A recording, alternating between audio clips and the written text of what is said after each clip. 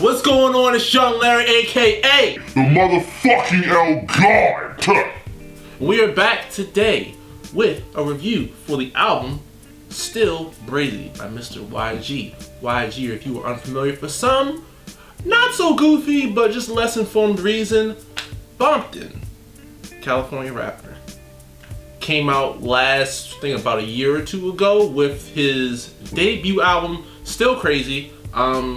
YG has been working his way up for some time now. Before Still Crazy, the only song I had heard by him was Toot It and Boot It from like years ago.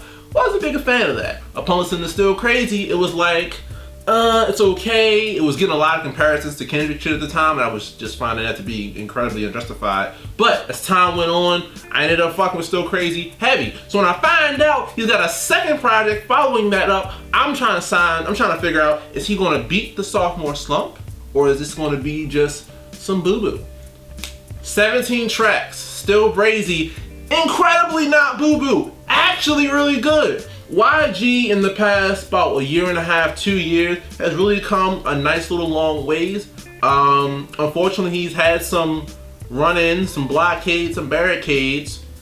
Not so much a blockade, but life event. Had a daughter.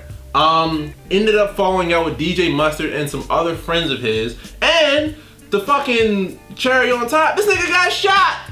So, he was out of commission for a little bit. Not too long, but he did indeed face some animosity, and he believed at one point that it was from his friends, and that paranoia and anxiety makes its way onto the album in the form of the song "Who Shot Me." And he just talks about how he had to change up his whole style and wondering what's been going on and who would have it in him to shoot him, etc., etc. The album as a whole, though, is very, very good. 17 tracks, and the standouts on that are Don't Come to LA, which is basically just a call off anybody that's been bullshitting, talking about this rap, hip hop, Hollywood, fake gangbanging shit, and Coming to LA. And he's got some features on this album that are not super duper well known. The most known ones on here are Lil Wayne, Kamaya, Nipsey Hussle, and Drake. And I don't know why the fuck Drake is on here. He was on the first album, which made sense. Who Do You Love was a decent song. It banged in the clubs. But the song Why You Always Hating, it just doesn't... The setup of this album is pretty political.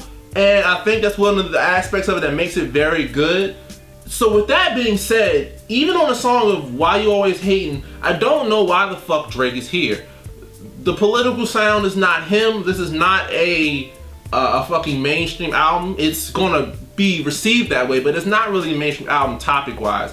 And I really don't know why he's here. It seems like a very, not a waste of money. Drake and YG are cool, but it's just like, yo, fucking go somewhere. You're a vulture. You have no business on this album talking about what's going on in, that setting. But I digress. Other really dope songs. I got a question. Featuring Lil Wayne. And when I say featuring Lil Wayne, I mean featuring sober Lil Wayne. Because he drops a really good verse. Homie's getting his rhyme on. Very classic Wayne shit being said. And I was just very happy to hear that overall sound. In terms of sound, this is a very West Coast sounding album. And it honestly is just really good to hear cats embracing their sound over there a lot more these days. And I think that was not so much started by Kendrick, but it's a nice little wave that picked up after Kendrick started getting hot. And I'm here for it. Other dope songs, Blacks and Browns featuring Sad Boy, talks about how I'm a nigga and I can't go outside. How I'm a Latino and I can't go outside because shit is hard out here for us. And that political theme that I was talking about before comes into play on that song. The other song that has that political theme, Fuck Donald Trump, which is probably going to be the biggest song off this album, purely for the fact that it is indeed titled Fuck Donald Trump. This song was taken so serious that apparently the fucking Secret Service was calling up Universal Music Group saying, hey, whoa, heard y'all got some questionable lyrics about Donald Trump. We're going to need to see about that. That's how deep this shit is. Obviously, Donald Trump, we're gonna call him a presidential candidate. You can't exactly just say whatever the fuck in terms of traditional gangbanging shit and him. It's some legal. They're technically considered death threats. Like you can't just say you probably get smoked even if you do. Even if you do win, you'll probably get smoked anyway.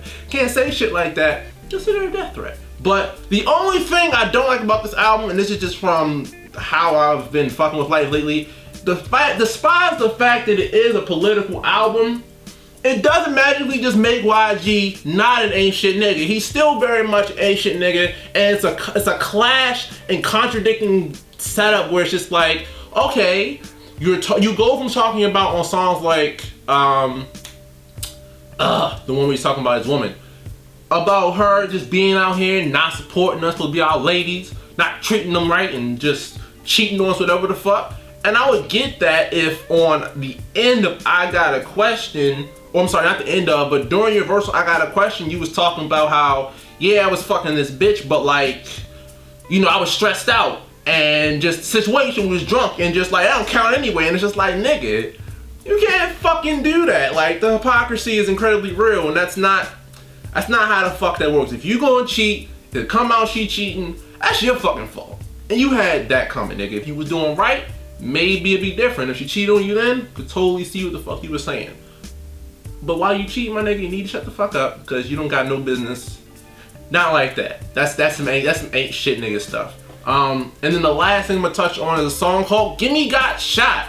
And it's basically, you know, YG's got a little bit more success now. He's doing well. Of course, niggas in the hood are gonna be like, man, that's the homie YG. I know he got the money. He can help me out. No, that's not how this works, friend. That's not. Come around here with that begging shit. You will get dealt with. And that is the topic that comes up on Gimme Got Shot. But all things aside, all in all, a very good album. How long it's gonna last in terms of rotation and the strength of it, I don't know. Right now, still listening. We're gonna see how it enters my overall rotation. But at the moment, very solid, very just great effort from YG. At the moment, I'm gonna say buy it. It's a good project, and it fits the current motif of hip hop right now, being politically aware and being politically active, and I'm 100% here for that. If you have any quarrels against gangbanging, the words blood being said very often, Bompton, and you know, overall general niggatry, stay away. But if you're not shy of all that and you frequently listen to hip hop and you have no problems or quarrels or qualms or any of that, pick it up. It's good. I think you'll enjoy it. Until next time, this has been Young Larry, aka the motherfucking L God. Follow us, Facebook, Twitter, YouTube, the whole shebang. If you do not fuck with what I am saying, let me know. We can have a discussion, talk it out, come to a consensus. But that is all for today. Young Larry, aka motherfucking L God. Hold that out.